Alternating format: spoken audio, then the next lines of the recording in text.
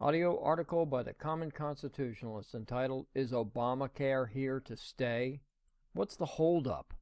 Why do we have to wait to repeal Obamacare? Anyone with a brain can see that it is a total disaster. Of course, anyone with a brain knew from the beginning that it was expressly designed to be a total disaster, that the master plan or scheme was to have Obamacare in its current form fail, thus clearing the way to a single-payer, full-blown socialist healthcare system. Those on the left knew it. Pelosi knew, which is the reason she said, quote, "We have to pass the bill so we can find out what's in it," unquote. The architect, Jonathan Gruber, certainly knew, as he admitted that they had to lie about it and hope that Americans were as dumb as he hoped they were. Now that we can repeal it, the Republicans have attempted to change the narrative from repeal and replace to repair and fix. Well, we aren't buying it. Quote, "You spineless, gutless, timid politicians. The Republicans have all three. They have the White House, the Senate, and the House. What's their excuse now?" Sean Hannity asked. He also echoed our sentiment that they are now proposing to, quote, "repeal and repair the disastrous health care law," unquote. The Blaze reported that Senator Rand Paul was so frustrated with the jelly-spined Republicans that he walked out of a meeting earlier this month regarding the health care law. Quote, "I hear things that are unacceptable to me," Paul said in an interview afterwards. "If they don't seem to care about what conservatives think about repeal of Obamacare, they're going to be shocked when they count the votes," unquote. So here we are, waiting and wondering just what happened to the tough-talking GOP, who for years promised to repeal Obamacare in its entirety.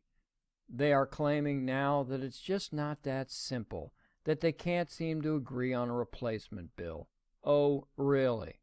In January, Fox News reported that, quote, "Congressional Republicans aim to deposit the repeal bill on President-elect Trump's desk by the first big congressional break in mid-February," unquote.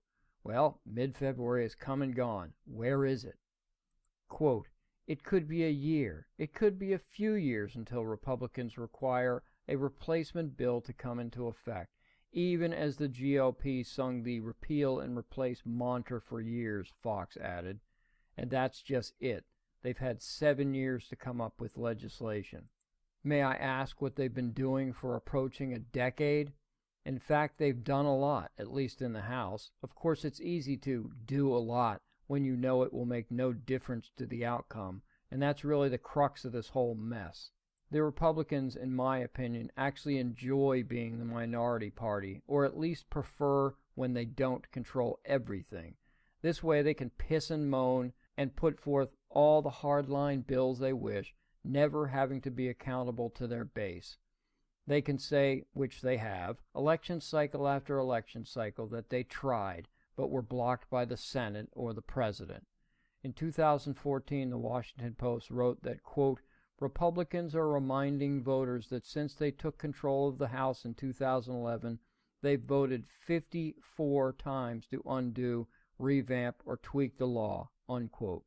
54 times, starting on January 19th, 2011. That bill, quote, "would have replaced all of the Affordable Care Act," unquote.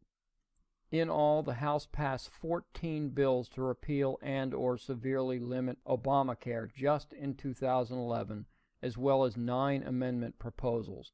Then 10 times in 2012, 13 in 2013, and 7 in 2014.